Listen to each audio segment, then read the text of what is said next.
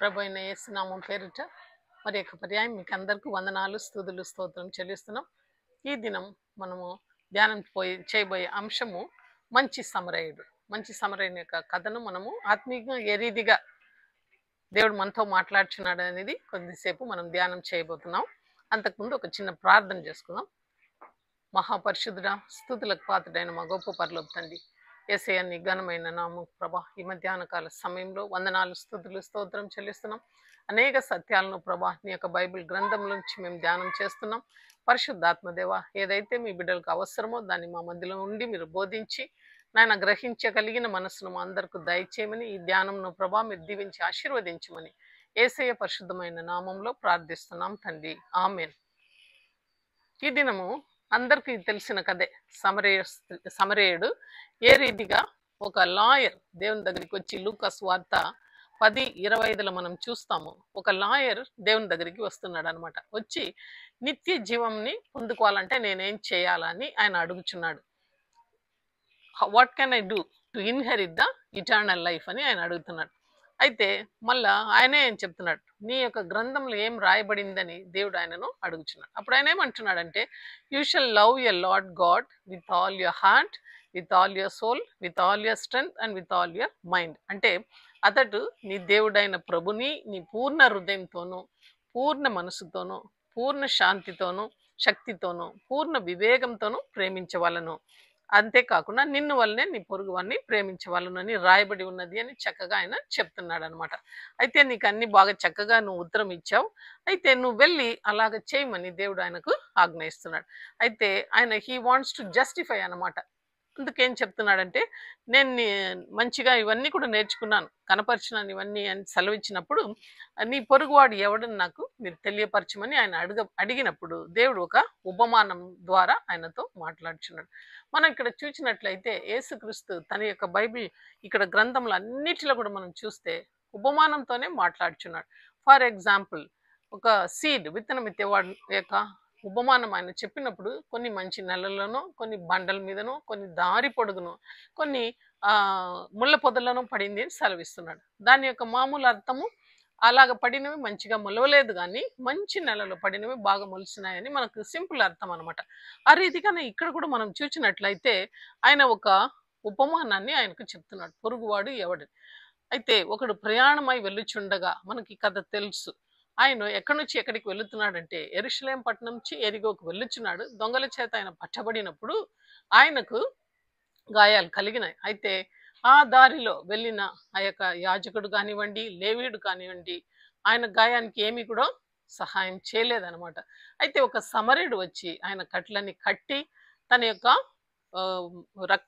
ద్రాక్షరసంతో ఆయన ఒలివ నూనెతో ఆయన కడి గాయం బాగు చేసి ఒక పూటకూలైన వాని దగ్గరికి అప్పచెప్తాడు. అక్కడి నుంచి కొంతకాలం ఆయనను చూసుకోండి అని 2 దినారం ఇచ్చి ఆయన వెళ్ళుచున్నాడు. నేను తిరిగి వస్తాను, అంతవరకు నువ్వు ఆయనను చూసుకోమని వెళ్ళుచున్నాడు. ఇదన్నమాట ఆయన చెప్పిన యొక్క పారబుల్. అయితే ఆ యొక్క లాయర్ను దేవుడు అడుగుతున్నాడు, వీరిలో ఎవరు ఆయనకు నైబర్, పొరుగువాడంటే ఎవడైతే ఆయనకు సహాయం చేశాడో ఆయనే ఆయనకు పొరుగువాడని చక్కని జవాబు ఇచ్చాడు. నువ్వు కూడా వెళ్ళి ఆ రీతిగా చేయమని దేవుడు ఆయనకు ఆజ్ఞ ఇచ్చినట్లు మనం చూస్తాం. కొన్ని సత్యాలను మనము వాక్య ప్రహారంగా ధ్యానం చేస్తాం. ఈ యొక్క నరుడు ఇక్కడ నుంచి వెళ్ళిన యొక్క యవనస్తుడు ఎక్కడి నుంచి వెళుతున్నాడంటే, ఆయన is traveling from Jerusalem to Jericho అనమాట. యెరూషలేం పట్టణం అనేది మనం చెప్పినప్పుడు it is a fellowship with the God's presence. దేవుని యొక్క సన్నిధానంలో ఉండేది ఆయన పోగొట్టుకొని అక్కడి నుంచి కింద జెరికోకు ప్రయాణమై వెళ్ళుచున్నాడు. జెరూషలేం పట్టణం మనకు తెలుసు, అది సీనాయి పర్వతం మీద కట్టబడిన ఒక మంచి పర్వతం. దేవుని యొక్క ఆలయం అక్కడ, సొలొమోను యొక్క ఆలయం అక్కడ కట్టబడి ఉంది. ఇశ్రాయేల్ ప్రజలు ఎక్కువ ఆశపడిన ఒక స్థలం అనమాట. ఎప్పుడైతే ఆ ఆలయానికి వెళ్ళి వాళ్ళు ప్రార్థన చేస్తారో అనేక వాళ్ళ అక్కర్లన్నీ కూడా తీర్చబడింది. ఇట్స్ అ పరిశుద్ధ పట్టణం అనమాట. It's a place of worship అంట, ఆరాధనకు అర్హుడైన ఒక స్థలము. అక్కడ ఒక డివైన్ కవరేజ్, దేవుని యొక్క సన్నిధానం, దేవుని యొక్క కాపుదల ఆ యొక్క యెరూషలేం పట్టణంలో ఉంటున్నది. అయితే ఆ నరుడు ఏం చేస్తున్నాడంటే అక్కడ నుండి ఎరిగోకు ప్రయాణం అవుతున్నాడు. ఈ యెరూషలేం పట్టణం మనం చూస్తే జాగ్రఫికల్ గా చూస్తే అది 3000 అడుగులు సముద్ర మట్టంకు పైన ఉంటున్నది అనమాట. ఎంతో ఎత్తైన స్థలంలో ఉంటున్నది అనమాట. అక్కడి నుంచి ఆయన ఏం చేస్తున్నాడు, దిగి ఆయన ఎరిగోకు వెళ్ళుచున్నాడు. అయితే ఎరిగో ఇస్ ద శాపగ్రస్తమైన ఒక స్థలం. ఇంకా యెరూషలేం పట్టణాన్ని గురించి దావీదు ఏమంటున్నాడంటే 122:1-2 అక్కడ అక్కడ మనం చూస్తే, I was glad when they said to me, let us go to the house of lord. అప్పుడు ఏమంటున్నాడంటే, యెహోవా మందిరంకు వెళ్ళుదామని జనులు నాతో అనినప్పుడు నేను సంతోషించి యెరూషలేమా, మా పాదములు నీ గుమ్మంలో నిలిచి ఉన్నవి అంటున్నాడు. అంటే యెరూషలేం పట్టణానికి వెళ్ళాలంటే ఆయన ఆలయంకు, ఆయన గుమ్మంలో పోయి నిలబడితే నాకెంతో సంతోషం యెరూషలేమా అని దావీదు తన హృదయపూర్వకంగా వెల్లడిపరుస్తున్నాడు. అటువంటి ఒక సురక్షితమైన ఒక స్థలం నుంచి ఆయన ఎక్కడికి వెళ్ళిపోతున్నాడు, ఎరిగో పట్టణానికి వెళ్ళిపోతున్నాడు. అంతే కదా, అబ్రహాము లోతు మనం చూచినప్పుడు, లోతు ఆ యొక్క యొర్దాను నది తీరం చూచినప్పుడు నీటి ఊట కలిగిన ఒక స్థలము, మంచిగా ఆ యొక్క మంచి మంచి చెట్లు అక్కడ కనబడుతుంది అనమాట. అందుకని ఆయన ఆ స్థలాన్ని, నాశనమైన ఆ యొక్క స్థలాన్ని, సొదొమ గొమొర్రాను కోరుకున్నాడు. ఇక్కడ కూడా ఈ పిల్లోడు ఏం చేస్తున్నాడంటే, ఆ యొక్క మంచి ఆరాధనకు అరుగుడైన ఆ యొక్క స్థలం నుంచి, దేవుని సన్నిధానం నుంచి ఎరిగో పట్టణానికి వెళ్ళుచున్నాడు. ఈ ఎరిగో పట్టణము 825 అడుగులు సముద్ర మట్టానికి కింద ఉందంట, ఎంతో లోయ. అయితే దానికి మరి ఒక పేరు కూడా ఉందంట, ద వే ఆఫ్ బ్లడ్, అంటే రక్తదారము, రక్తదారి అని దానికి పేరు పెట్టినారు. ఎందుకంటే ఆ స్థలము ఎలాగ ఉంటుందంటే గూగుల్తో నిండి ఉన్నది. అంటే రాతి నేల అనమాట, ఎక్కడ చూసినా రాతి బండలు, ఎక్కువ గాలి, అక్కడ ఎవరు కూడా మనుష్య సంచారం ఉన్నదనమాట. అంతేకాకుండా ఆ దొంగలకు ఒక చాటైన ఒక స్థలంగా అది రూపింపబడి ఉంటున్నది ఆ ఎరిగో పట్టణం. ఎరిగో పట్టణము యెహోషువ కాలంలో, యెహోషువ ఎప్పుడైతే ఎరిగోను జయించినాడో అది అప్పుడు దేవుడు దాన్ని శపించినాడని వాక్యం సెలవిస్తుంది. ఎరిగో గురించి మనం వాక్యం చూస్తే, యెహోషువ రాసిన గ్రంథము 6:26లో ఏం చెప్తున్నామంటే, ఆ కాలంలో యెహోషువ జనులతో శపథం చేసి ఏం చెప్పినాడంటే, వాళ్ళకి ఆజ్ఞ ఇచ్చాడు. ఎందుకంటే అది శాపగ్రస్తమైన పట్టణం, ఎవడైతే దాన్ని కట్టుటకు పూనుకుంటున్నాడో వాడు యెహోవా దృష్టికి శాపగ్రస్తుడు అని సెలవిస్తున్నాడు. అంటే పడిపోయిన ఎరిగో గోడలను ఎవడైనా తిరిగి కట్టాలని ఆశపడితే వాడు శాపగ్రస్తుడు, యెహోవా వాన్ని శపిస్తాడని యెహోషువ సెలవిస్తున్నాడు. అంతేకాకుండా దాని యొక్క పునాదిని ఎవడైతే ఫస్ట్ వేస్తాడో వాని జ్యేష్ఠ పుత్రుడు చనిపోతాడు. దాని యొక్క తలుపులన్నీ నిలబెట్టాలని ఇంకొకడు అనుకుంటే వాని యొక్క కనిష్ట పుత్రుడు కూడా చనిపోతాడని వాక్యం తేట తెలియగా చెలవిస్తుంది. అంటే ఈ యొక్క నాశనకరమైన పట్టణం ఎరిగో. అయితే ఈయన దొంగల చేత పట్టబడుతున్నాడు. ఎక్కడి నుంచి వెళుతున్నాడు, ఆయన యెరూషలేము నుండి ఎరిగో పట్టణానికి ఈ రీతిగా వెళ్ళుచున్నాడు. ఆయన ఏమనుకున్నాడంటే ఆ పట్టణం చాలా బాగుంటుంది, గాలి, నీళ్లు, స్ప్రింగ్ వాటర్స్ అన్ని బాగా ఉన్నాయి, చెట్లు ఉన్నాయి, పచ్చగా ఉన్నాయి అని ఎరిగో పట్టణానికి లోయకు ఆయన వెళ్ళిపోతున్నాడు. ఆ మొత్తం కూడా యెరూషలేము నుంచి ఎరిగో పట్టణానికి 17 మైల్ దూరం ఉంటుంది. అంటే దాదాపు 27 కిలోమీటర్ దూరంలో ఆయన ప్రయాణం వెళ్ళుచుండగా అక్కడ దొంగల చేత కొట్టబడినాడని వాక్యం సెలవిస్తుంది. ఇక్కడ మనము ఆలోచన చేయాల, ఈ కాలంలో కూడా మనము దేవుని యొక్క సన్నిధిని విడిచిపెట్టి లోకం వైపు లోతుగా వెళ్ళిపోతున్నాం. అది యెరూషలేము నుంచి ఎరిగోకు వెళ్ళినట్లు సాదృశ్యం. ఎలాగ వెళ్ళిపోతున్నామంటే దొంగలు వచ్చి మనల్ని కొట్టేంత దాకా ఈ లోకాంట్లో మనము వెళ్ళిపోతున్నాం. అక్కడ చూడండి, దొంగలకు కొన్ని ఎగ్జాంపుల్ కొన్ని గ్రంథంలో మనము చూడగలుగుతాం. దేవుడే సెలవిస్తున్నాడు. యోహాను సువార్త 10:10లో ఏమంటున్నాడంటే, thief does not come except to steal and to kill and to destroy. I have come that they may have life and that they may have it more abundantly. ఏమంటున్నాడంటే, దొంగతనమునకును హత్యకును నాశనమునకు చేయుటకును వచ్చును గాని నేనైతే మరి దేనికి ఆ దొంగ రాడు గాని నేనైతే గొర్రెలకు జీవం కలుగుటకును అది సమృద్ధిగా కలుగుటకును నేను వచ్చి ఉన్నాను. దేవుడే పలుకుతున్నాడు అనమాట. అయితే మనం దొంగ ఎవరో దేవుడెవరు అనేది మన జీవితంలో అర్థం చేసుకోవాలి. ఈ దొంగతనము, నాశనము కొంతకాలం అవి బాగుంటాయి, ఆటలు పాటలు ఈ లోకం వైపు వెళ్ళిపోయినట్లయితే ఎంతో సంతోషంగా ఉంటుంది. దట్స్ ఓన్లీ ప్యూర్లీ టెంపరీ అనమాట. అయితే అది దొంగ అని దేవుడు వాక్యం ద్వారా హెచ్చరిస్తున్నారు. అంటే కొంతమంది అబద్ధ ప్రవర్తనలు ఈ కడపటి దినములలో బయలుదేరి ఉంటున్నారు, వాళ్ళు నాశనానికి మనల్ని నడిపిస్తున్నారని వాక్యం సెలవిస్తుంది. అంతేకాకుండా మత్తయి సువార్త 23 అంతా కూడా మీరు చదివితే అక్కడ కొంతమంది విధవరాళ్ళ ఇళ్లలో ఈ యొక్క అబద్ధ ప్రవర్తనలు పొడుగు ప్రార్థన చేసి వాళ్ళ ఇళ్ళని ధ్వంసం చేస్తారనమాట, దోచుకొని పోతారనమాట. కాబట్టి దొంగ, ఆయనను ఎవరైతే దొంగలు కొట్టినారో ఆ రీతిగా ఈ లోకానుసారంగా మనం నడిచేటప్పుడు మనం మెలకువగా ఉండాలా, ఎవరు దొంగ అనేది మనము కనుక్కోవాలా. ఇంకొక వాక్యం కూడా సెలవిస్తుంది. 1 యోహాను 2:19 మనం చూచినట్లయితే 17లో, లోకములో ఉన్నవియు దంతయు అనగా శరీరాశ, నేత్రాశ, జీవపు డంబమును తండ్రి వలన పుట్టినది కాదు, అవి లోక సంబంధమైనవే. లోకమును దాని ఆశయు గతించిపోను గాని దేవుని చిత్తము జరిగించువాడు నిరంతరము నిలిచును. ఇక్కడ తేటతెలిగా దేవుడు ఎలా సెలవిస్తున్నాడు. మరి ఇంకొక దొంగ ఏంటంటే శరీరాశ, నేత్రాశ, జీవపు డంబం. మనకు తెలుసు శరీరాశలో పడిపోయిన సొలొమోను, అంతేకాకుండా సంసోను, వీళ్ళిద్దరూ శరీరాశలో ఎంతో దేవుని యొక్క ప్రసన్నతను చవిచూచి వాళ్ళు శరీర ఇచ్చలో పడిపోయి పతనమైపోయారనమాట. అలాగనే మనం చూసినట్లయితే ఈ లోతు భార్య కూడా, ఆమె కూడా లోకానుసారంగా వెనక తిరిగి చూసింది, ఉప్పు స్తంభమైంది. కాబట్టి లోకాశ, శరీరాశ, నేత్రాశ, నేత్రాశలో కూడా దావీదు పడిపోయినట్లు ఒక సమయంలో మనం చూడగలుగుతాం. కాబట్టి అది కూడా ఒక విధమైన దొంగ.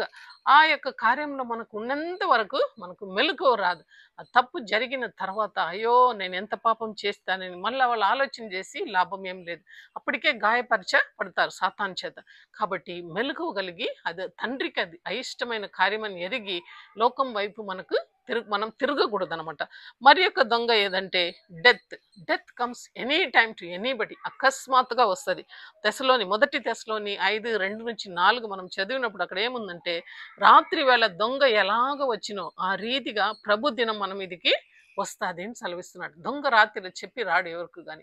అలాగనే మరణం కూడా ఏ సమయంలో మనకు వస్తుందో తెలియదు. ఇంకొకటి ఏం చెప్తున్నారంటే, లోకస్తులు నెమ్మదిగా ఉన్నవి భయమేం లేదని చెప్పుకొని ఉంటుండగా గర్భిణీ స్త్రీకి ఎలాగ నొప్పి కలుగుతాదో ఆ రీతిగానే అకస్మాత్తుగా ఆ యొక్క దినము, నాశన దినం వస్తుంది. గనుక వారైతే ఏమాత్రము తప్పించుకొని లేరు.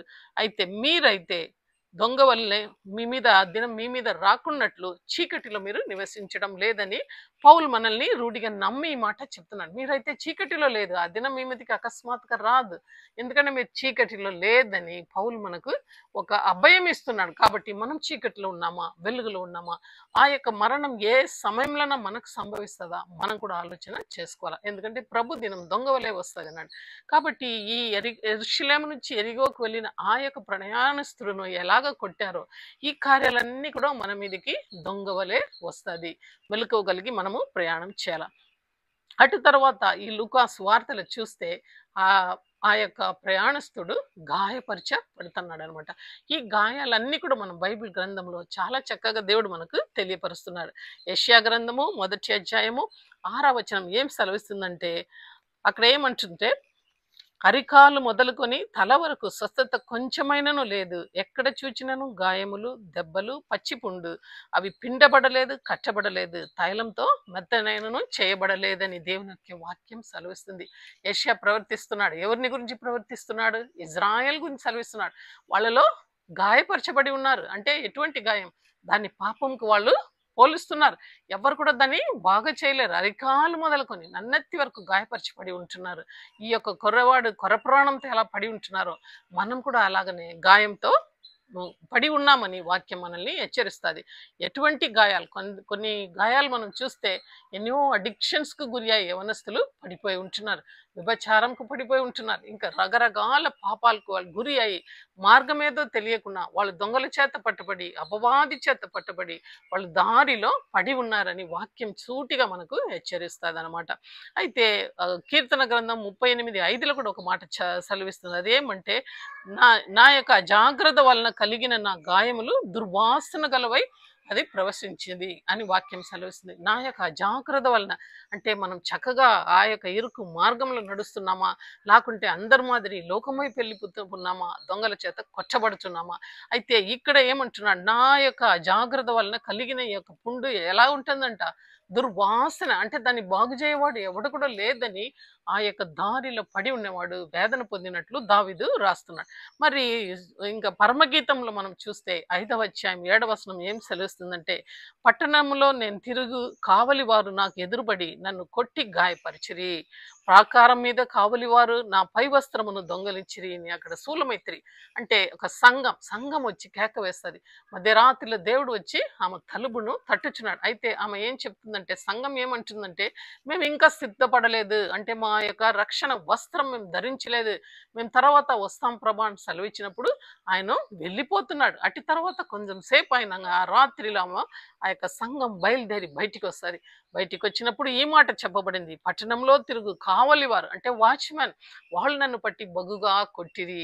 మనల్ని దేవుడు పిలిచినప్పుడు ఆ సమయంలో మనము ఆయనకు లోబడకుండా నిదానం చేసుకొని ఉంటే మనల్ని సాతాను పట్టి కొడతారని ఇక్కడ వాక్యం సెలవిస్తుంది. సాతాను చేతికి దొరికిపోతాం.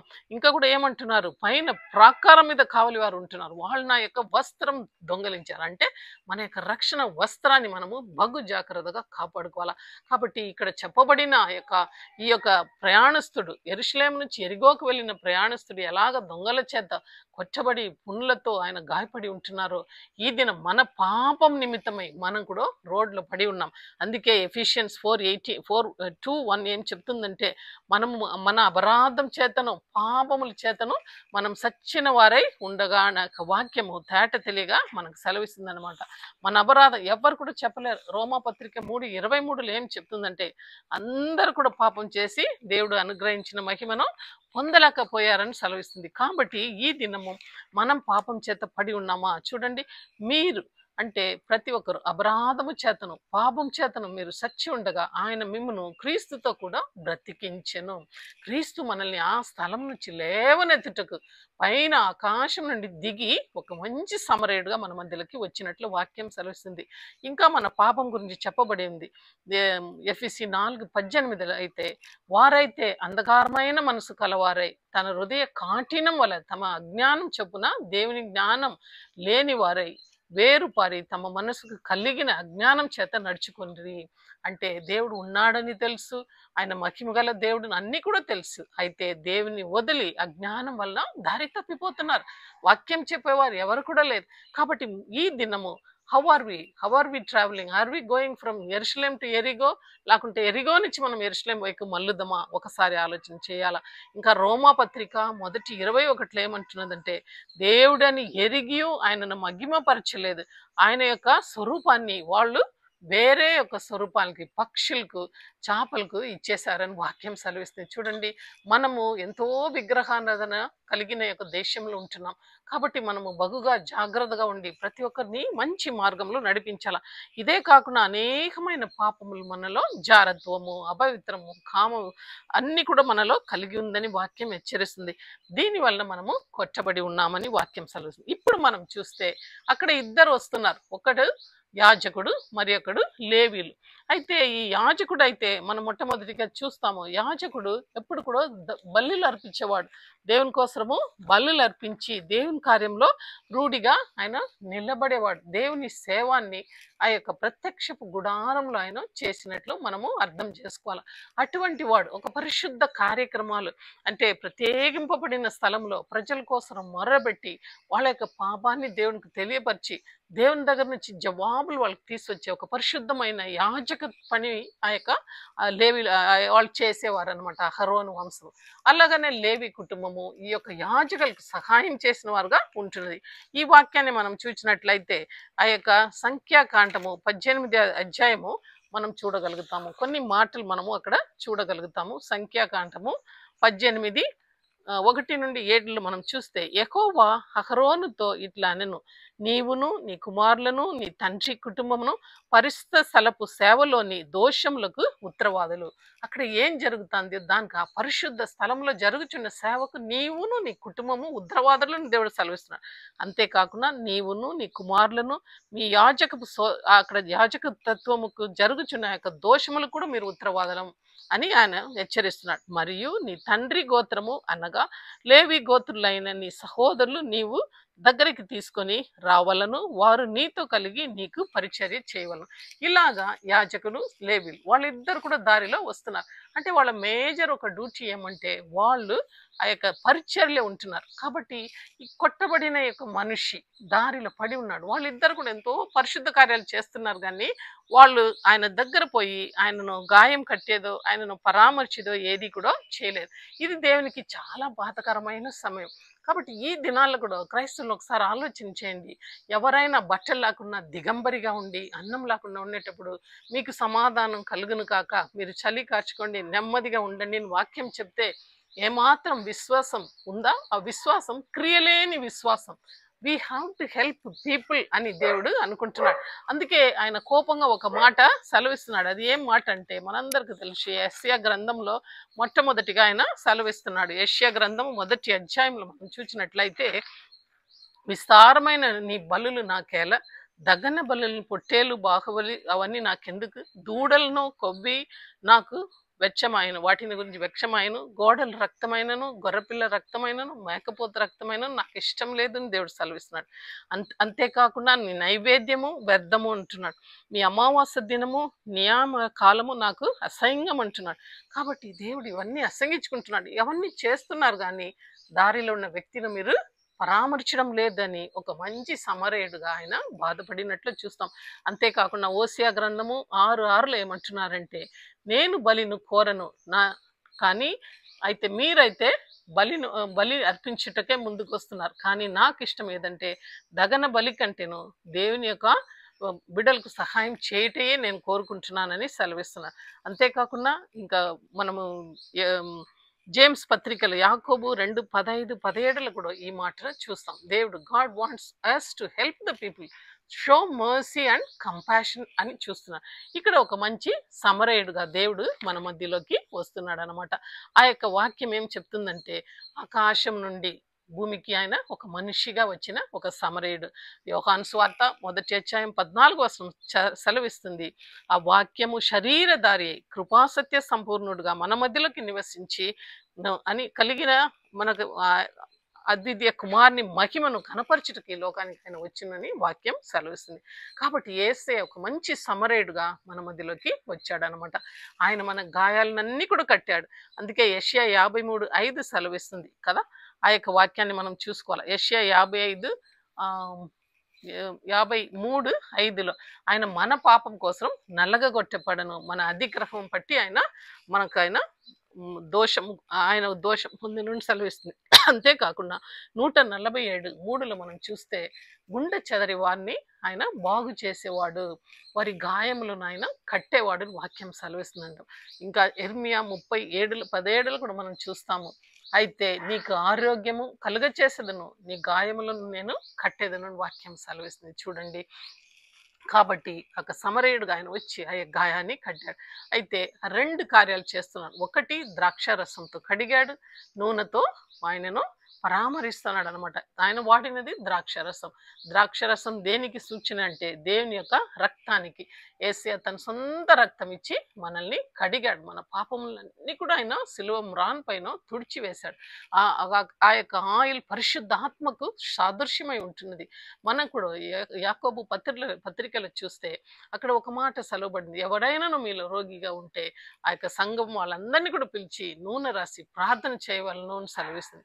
కాబట్టి ఆ విశ్వాసం తగ్గిన ప్రార్థన ఆ యొక్క స్వస్థను, ఆ యొక్క రోగిని స్వస్థపరచును వాక్యం సెలవిస్తుంది. కాబట్టి ఆ యొక్క ద్రాక్ష రసము, ఆయిల్, అవి 2 కూడా యేసు రక్తము పరిశుద్ధాత్మకు సాదృశ్యమై ఉంటున్నది. దేవుడు ఆ రీతిగా మన యొక్క పుండ్లన్నీ కడిగినాడు, మన పాపములన్నీ కూడా ఆయన తుడిచివేశాడు. అయితే అటు తర్వాత తన గాడిద మీద వేసుకున్నాడు. అంటే యేసయ్య తానే సిలువ మీద మన యొక్క పాపములన్నీ మోసుకొని వెళ్ళాడు. ఎట్లా సమరయిస్తుడు ఆ యొక్క పడిన ఆ మనిషిని ఎత్తి ఆ గాడిద మీద వేసుకున్నాడో, ఆ రీతిగా దేవుడు మన పాపమంతా సిలువ మీద వేసుకొని యెరూషలేం వీధిలో తను తాను వెళ్ళినాడు అన్నమాట. అది మనకు తెలుసు. అటు తర్వాత ఒక పూటకూల వాని దగ్గర, అంటే చర్చ్కి is handing over that man to church. మనల్ని మనం బాగలేదు, మనకు అస్వస్థ కలిగి ఉన్నాం, మనం బాగుపడాలంటే సంఘంలో పూటకూల వాని దగ్గర వదిలాడు. 2 దినారిం ఇచ్చాడు. ఆ 2 కూడా ఏమంటే వాక్యము, పరిశుద్ధాత్మ. ఆ 2 కూడా ఇచ్చి ఈయనని చూసుకోమని సెలవిస్తున్నాడు. కాబట్టి ఆయన రక్తం పెట్టి కొన్నాడనమాట. మనల్ని రక్తం పెట్టి కొన్నాడు, మనల్ని బాగు చేయాలని సంఘంలో వదిలి ఉన్నాడు.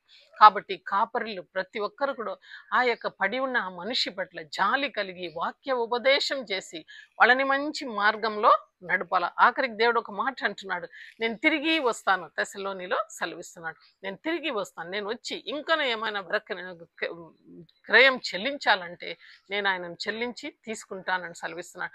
కాబట్టి ఇది మనకు ఒక ఆదరణ. Is going to come back, we are in the inn. అంటే ఇన్ కీపర్ ఎవరంటే ఆ యొక్క చర్చ్ సంఘస్థులే, విశ్వాసులే. మనమే ఇక పడిపోయిన వాళ్ళని, ప్రతి ఒక్కరిని, గాయపరచబడిన వాళ్ళని, సరచాల్లో ఉండే వాళ్ళని, ఎందుకంటే ప్రతి ఒక్కరిని కూడా, ఎవరు కూడా లేకుండా సహాయం లేని అనాథలను ప్రతి ఒక్కరిని వాక్య ఉపదేశం మనం చేసి వాళ్ళని బాగు చేయాలా. యేసయ్య తిరిగి వచ్చినప్పుడు ఆయన ప్రతి ఒక్కరికి ప్రధాన కాపరి ఆయనే. తమను వచ్చినప్పుడు పేతురు సెలవిస్తున్నాడు, ప్రతి వానికి నేను బహుమానం ఇస్తానని సెలవిస్తున్నాడు. కాబట్టి ఈ యొక్క మంచి సమరేడు కథలో మనం చక్కగా ఆలోచన చేయాలా. యెరూషలేములో ఉంటున్నామా, ఎరిగోలో ఉంటున్నామా? ఇది మొట్టమొదటి ప్రశ్న. అయితే ఎటువంటి దొంగలు మన మధ్యలోకి వస్తాడు, అది కూడా మనల్ని హెచ్చరిస్తున్నాడు. మన మరణమే రావచ్చు అకస్మాత్తుగా. కాబట్టి మనం మెలకువగలిగి నడువాల. మన యొక్క ప్రయాణం ఎరుగో వైపు ఉంటే మనం తిరిగి మళ్ళీ యెరూషలేముకు వెళ్ళాల, దేవుని యొక్క సన్నిధానానికి వెళ్ళాల. ఎలాగైతే నయోమి ఆ యొక్క రొట్టెల గ్రహం అయితే ఆ యొక్క బెత్లెహేమును వదిలి ఆయమ్మ వేరే మోహాబు దేశానికి వెళ్ళింది, అయితే తిరిగి వచ్చిందో ఆ రీతిగా మనము ఎక్కడికి వెళ్ళిపోయినామో, పాపపు స్థలానికి వెళ్ళిపోయావా, ఇప్పుడు కూడా సమయం నీకు ఉంటున్నది కనుక మారు మనసు పొంది దేవుని దగ్గరికి తిరిగి మనము రావాలా. ఆయన 2 చేతులు చాపి మనల్ని పిలుస్తున్నాడు, ప్రయాసపడి భారం వస్తున్న ప్రజలారా నా దగ్గరికి రండి అంటున్నాడు. కాబట్టి ఈ నేడే సమయం, ఈ దినమే మనం తిరిగి దేవుని దగ్గరికి రావాలా. ఏ ఏ గాయాలు మనకు కలిగి ఉన్నదో మనం అవన్నీ కూడా ఆయన తన రక్తంతో కడిగి ఆయన యొక్క ఆయిల్తో మనల్ని మెత్తని చేసి ఆయన మనల్ని సుఖపరుస్తాడు. అంతేకాకుండా మనల్ని పరామరిస్తూ తన రాకడలో తన దగ్గరికి మనల్ని తీసుకొని వెళ్తాడు. ఇది యొక్క కథలో ఉన్న యొక్క సత్యం. కాబట్టి ఈ యొక్క కథను ఆత్మీయంగా మనం అనేక మందికి చెప్పి వాళ్ళని ఆ యొక్క యెరూషలేము పట్టణం వైపు మనం నడిపించే బాధ్యత నీది నాదై ఉంటున్నది. కాబట్టి ఈ యొక్క మంచి సమరేడుగా లాగా యేసయ్య మన మధ్యలోకి వచ్చాడు. ఆయన వెలివేయబడినాడు. ఆ దినంలో ఎలాగ యాజకుడు లేవికులు గొప్పగా ఉండి సమరియలను వాళ్ళు పక్కకు నెట్టారు, అలాగే యేసయ్యను మన వాళ్ళు పక్కకు నెట్టారు. ఈ దినం కూడా యూదులు యేసయ్యను అంగీకరించడం లేదు. అయితే యేసయ్య అనే నిజమైన సమరయస్తుడు, ఆయన మన కోసము ఈ లోకానికి వచ్చి మనల్ని కాపాడుటకు ఈ భూమి మీద దిగి వచ్చిన గొప్ప సమరయుడు. కాబట్టి ఈ వాక్యాన్ని అందరికీ అందజేస్తాం. దేవుడు మన వినికిడిలో ఈ యొక్క వాక్యాన్ని ఆశీర్వదించును గాక. ఆమేన్. ప్రార్థన చేద్దాం. అన్ని ఆశీర్వాదములకు కారణభూతుడైన మా గొప్ప పరలోక తండ్రి, యేసయ్యా నీ ఘనమైన నామకు ప్రభా, నీ ఘనమైన ప్రేమకునైనా వందనాలు, స్తుతులు, స్తోత్రం స్తోత్రం. అవునా తండ్రి, అరికాలు మొదలుకొని నన్నెత్తి వరకు పాపంతో నిండి ఉన్నాం, కురుపులతో నిండి ఉన్నాం ప్రభా. పిండబడని పుండులు మనతో ఉంటున్నాయి ప్రభా. అయితే ఎవరు కూడా మా పరిస్థితిని చూడలేక నాయన ప్రతి ఒక్కరు దాటి వెళ్ళారు, యాజకులు దాటి వెళ్ళారు ప్రభా. ధర్మశాస్త్రం ఏమీ చేయలేదు. అయితే నీ సొంత శరీరాన్ని నలగగొట్టి ప్రభా, విలువైన నీ రక్తాన్ని చెల్లించి మమ్మల్ని కొనుక్కున్నావు, మమ్మల్ని బాగుపరిచావు. ఇదిగో మేము గుణపరిచేంత వరకు, ఇదిగో ఈ యొక్క సమాజంలో అయా సంఘంలో మమ్మల్ని పెట్టి ప్రభా, తిరిగి నేను వస్తాను, నేను తీసుకొని వెళ్తానని సెలవిచ్చి వెళ్ళి ఉన్నాం. ఇంతవరకు కూడా ప్రభా కాపరి ఏమి ప్రతి ఒక్కరిని బాగు చేసే పనిలో ప్రభా చక్కగా వాళ్ళు చేయటకు సహాయం చేయండి. విశ్వాసులు ప్రభా కలిగిన విశ్వాసంలో ప్రతి ఒక్కరిని హెచ్చరిస్తూ నీ రాకడ కొరకే సిద్ధపరచుటకు ప్రతి ఒక్కరికి కూడా నేను కనువిప్పు దయచేయమని అడుగుచున్నాం. విత్తపడిన ఈ కొద్ది మాటలను ప్రభా మీరు దీవించి ఆశీర్వదించి ఫలింపజేయమని యేసు పరిశుద్ధమైన నామంలో ప్రార్థిస్తున్నాం తండ్రి. ఆమేన్.